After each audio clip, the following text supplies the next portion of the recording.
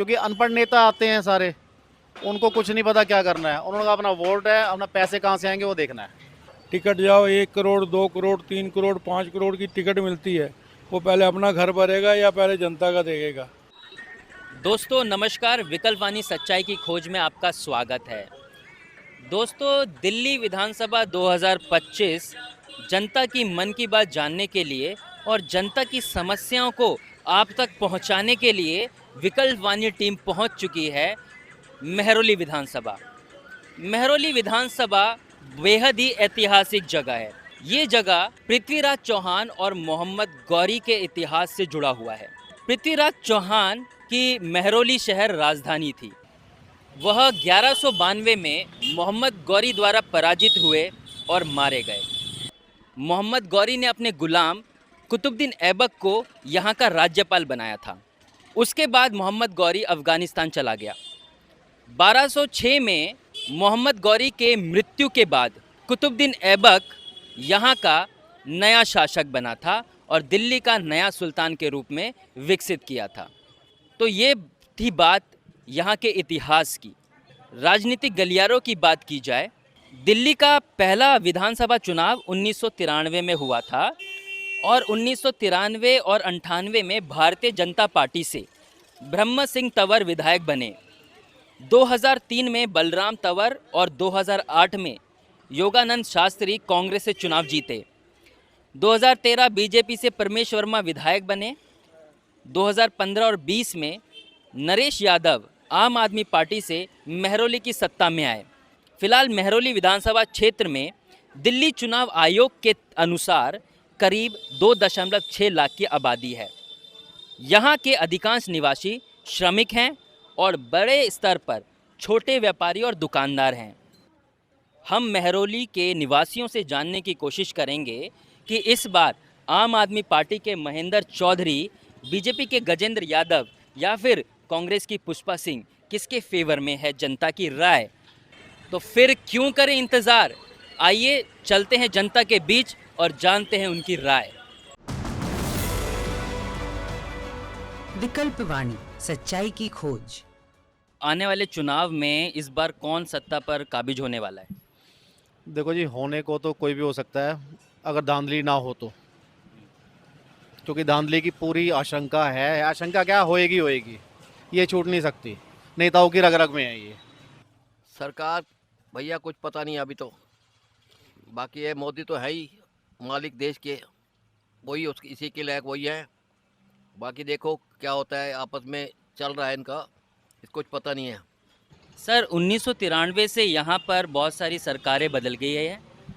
क्या बदलाव आप देख पाते हैं यहाँ पे अभी तक? सर, 93 के बाद से जितनी भी गवर्नमेंट बदली है, काम तो किसी ने भी नहीं किया। ठीक है, जो काम करती हैं हमारे जो ऊपर ऑफिसर बैठते हैं, क्योंकि अनपढ़ नेता आते हैं सारे, उनको कुछ नहीं पता क्या करना है। उन्होंने कहा अपना वोट है, अपना पैसे कहाँ से आएंगे वो देखना है। उसके बाद से जितना भी यहाँ पर मतलब कुछ हुआ है, कोई कोई नेता एक आधे आए हैं जिन्होंने कुछ समझ के, मजबूरी समझ के वो काम भी करवाए हैं। देश को आज़ाद हुए 77 साल हो गए और अभी भी हम यहाँ, और ये 96 गांव महरौली को लगते थे। सारे गांव डेवलप हो गए, तरक्की कर गई, मेट्रो पहुंच गई, स्कूल पहुंच गए, कॉलेज पहुंच गए, हॉस्पिटल पहुंच गए। और अभी हम यहाँ महरौली में सड़कें, नाली गली नाली सड़कें ये खेल रहे हैं। ये हाल है यहाँ का। सीवर ब्लॉक है, नाली ब्लॉक है, आए दिन की प्रॉब्लम है। ये डेली निकलता, डेली। ऐसा कोई दिन नहीं होता जिस दिन इसमें पानी नहीं निकलता हो। एक तो हमारी ये गली है, यहाँ पे पानी आता है, पूरी महरौली का पानी यहाँ आता है, पूरी महरौली का। हाँ जी, और ये अंदर तक चला जाता है हमारे। कोई समस्या हर साल आश्वासन दे देते हैं ठीक करेंगे ठीक करेंगे, मगर हमको 20-25 साल हो गए, कभी आज तक किसी ने कुछ नहीं किया। और ये आप चैनल लगा रखा है हमने, देखो जब बारिश आती है यहाँ पे हम वो एक फाटक लगा देते हैं। नहीं लगाएंगे, जैसे रात को चले जाएं, सुबह बारिश रात को आ जाए तो अंदर तक पानी चला जाता है। इतनी बुरी हालत है और कोई सुन के राजी नहीं है। हमने कईयों को जो भी आता है आश्वासन दे देता है, हाँ जी इस बार ज़रूर करेंगे हम, मगर 25 साल हो गए हमको करते करते, किसी ने ध्यान दिए नहीं इस तरफ। 4 बच्चे यहाँ मर चुके हैं इस गली में बारिश में।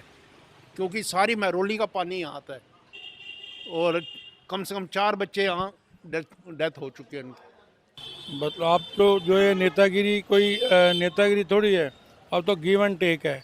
टिकट जाओ 1 करोड़ 2 करोड़ 3 करोड़ 5 करोड़ की टिकट मिलती है, वो पहले अपना घर भरेगा या पहले जनता का देखेगा। किसी भी पार्टी को उठा के देख लो आप, टिकट जो है जिस पार्टी का अप होता मामला वो टिकट का रेट बढ़ जाता है। किसी आम जनता के सेवक को तो टिकट मिलती नहीं है।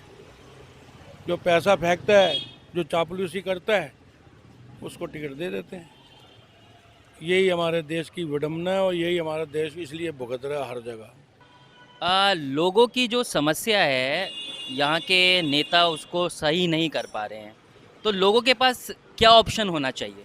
ऑप्शन ये होना चाहिए कि सारे मिलके ना एक राय बना के इनको वोट ही ना करें। इनकी औकात इनको पता लग जाए कि हम इनके बगैर, हम पब्लिक के बगैर कुछ नहीं है। इनको पता है साले हम शराब बांटेंगे, पैसे बांटेंगे, और बतेरे ऐसे हैं, वो आएंगे अपना डालेंगे चले जाऊँ। उन्हें ये नहीं पता कि गधा खड़ा है, कुत्ता खड़ा है, आदमी खड़ा है, कौन खड़ा है। तो ये मतलब ये कुछ नहीं है, ये सब बेकार है। इनको वोट ही ना देना बहुत अच्छा है। लोगों के पास ऑप्शन होती क्या है, जनता के पास क्या ऑप्शन होती है? अगर आप मान लो 20% भी रिजल्ट आता है, 20% पे रिजल्ट दे देते हैं, तो लोग क्या करें? लोग अपनी जो समस्याओं के लिए वोट नहीं देते, नोटा को दबाते हैं। उसके बाद भी वो चयन करके जो है नेता वहाँ का घोषित कर देते हैं सरकार। तो जनता तो पहले से भी पिसती आ रही है और अभी पिस रही है। वोट मांगने आ जाते हैं, आश्वासन देते हैं, फिर ख़त्म। जब जीत जाते हैं फिर शक्ल भी नहीं दिखाते हैं कहाँ पे। हमारे इस एरिया का नरेश यादव है, मतलब वो, और उसने आज तक हमने शक्ल नहीं देखी उसकी। वो इसका था, ये आम आदमी पार्टी का एमएलए था यहाँ, मतलब कोई सुन के राजी नहीं है सर। फ्री की रेवड़ियाँ बहुत बांटी जा रही है, लेकिन कोई रोजगार पे बात नहीं करता है। सर रोजगार पे तो कोई भी बात नहीं करेगा, चाहे किसी को भी आप पकड़ लेना, किसी भी पार्टी को पकड़ लेना। और फ्री की रेवड़ी है ना जी, कोई भी नहीं छोड़ता। चाहे मैं भी हूँ, चाहे आप भी हो, मुझे कोई लालच दे हल्का सा कि हाँ भाई ये अब फ्री कर रहे हैं, पूरे 5 साल फ्री रहेगा, हम भी सोचते हैं कि साला रोजगार तो है नहीं, कम से कम साला फ्री का मिल रहा है, यही कर ले अपना, आने दो। बिजली फ्री, पानी फ्री, चलो जी कर लो। फ्री की तो बिल्कुल बेकार है। मैं कह रहा हूँ चाहे केजरीवाल दे दे, चाहे आम आदमी पार्टी दे दे, चाहे कांग्रेस दे, ये फ्री का मामला तो बहुत ही बेकार है। और जबकि मेन मुद्दा है कि रोज़गार पे ही करने चाहिए और एजुकेशन पे बात करनी चाहिए, हर चीज़ की समस्याओं पे बात करनी चाहिए। उसको छोड़ के आपस में लड़ना शुरू कर देते हैं बस। रोज़गार होना चाहिए, उसके लिए जो ये पैसा खर्च कर रहे हैं, उधर जा रहे हैं, बूढ़ों को घुमाने ले जा रहे हैं, इधर ले जा रहे हैं, यही पैसा तुम किसी रोज़गार दो, बच्चों को यहाँ पे कोई काम खुलवाओ, उसमें नौकरी दो, वो सबसे बढ़िया है। फ्री का ये वो ले जाते हैं, कभी टूर पे जा रहे हैं, कभी कहाँ, कभी यही पैसा तुम किसी फैक्ट्री में लगा दो, वहाँ रोज़गार दो बच्चों को। भाई फ्री किस लिए देना चाहिए? आप फ्री भी दे के आप जनता के ऊपर बटन डाल रहे हो, जनता का टैक्स ऊपर कर दोगे आप। जनता की गैस का जो आम जनता, जो मीडियम क्लास का, वो तो हमेशा पिसता ही रहा है ना। आप ये एक बात बताओ, 200 यूनिट जो है हाउस वालों को फ्री है, जो बेचारे कॉमन मकान में रहते हैं उनके पंखा भी है, कूलर भी है, फ्रिज भी है, एसी भी है, तो वो वैसे ही 200 पार कर चला जाता है, और फिर आप उसको 200 को भी चार्ज लेते हो और अगली यूनिट 8 रुपये लेते हो। अच्छा, अब ये दुकानदार हैं, गरीब दुकानदार हैं, ये दुकान का किराया भी दे रहे हैं, और उसके बाद जो है 18 रुपये यूनिट, 18 ये रुपये यूनिट कमर्शियल दे रहे हैं, तो काहे का आप फ्री दे रहे हैं? घुमा फिरा के टोपी जो है जनता के ऊपर पहनाई जाती है। ये फ्री का कुछ नहीं है, और मैं कहता हूँ फ्री का कुछ किसी को देना भी नहीं चाहिए, क्योंकि ये हमारी जनता को, हमारी आने वाली नस्लों को अपाहिज बना रहे हैं, अपंग कर रहे हैं। फ्री कुछ भी नहीं देना चाहिए।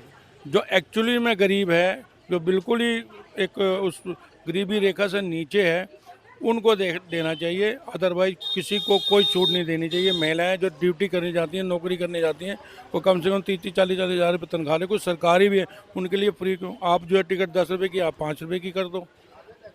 राशन जो है आप जो है 20 रुपये का, आप 10 रुपये का कर दो। तो इस तरह से कुछ बनाना चाहिए। ये नहीं कि हर चीज़ फ्री दे दी है, बिजली फ्री, पानी फ्री, 2100 फ्री, 2200, क्या है? क्यों आप जो है देश की जनता को अपंगु बनाना चाह रहे हैं? क्यों आप जो है अपने भरोसे पे रखना चाह रहे हो।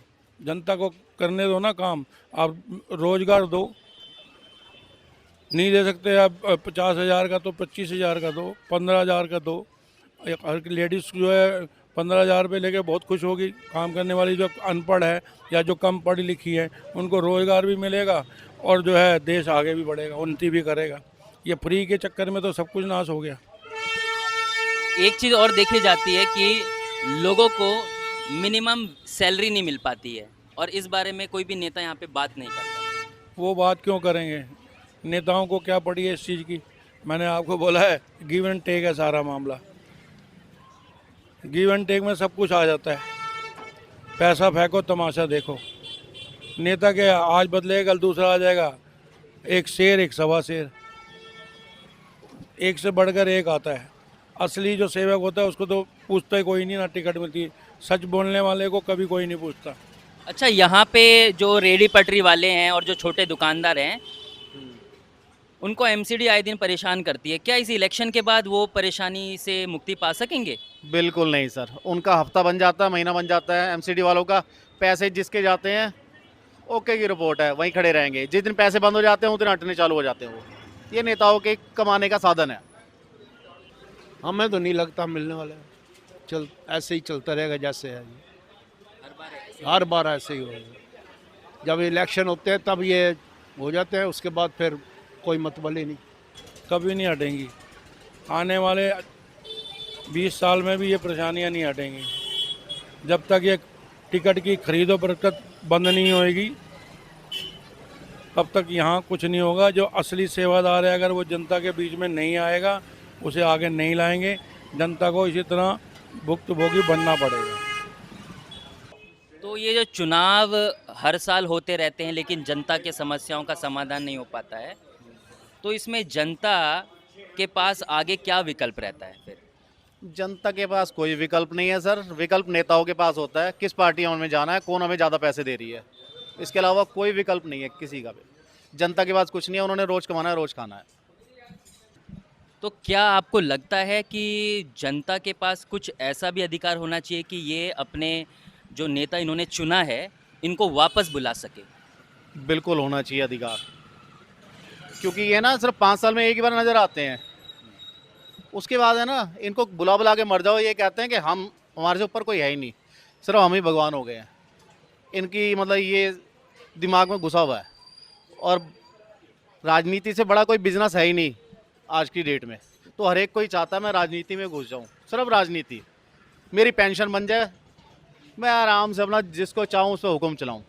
दोस्तों, दक्षिण दिल्ली का जिला महरौली, यहाँ की जनता 1993 से राजनीतिक पार्टियाँ और राजनेताओं के चेहरे बदलते आ रही हैं, पर लोगों की हालात में कोई बदलाव नहीं आया है।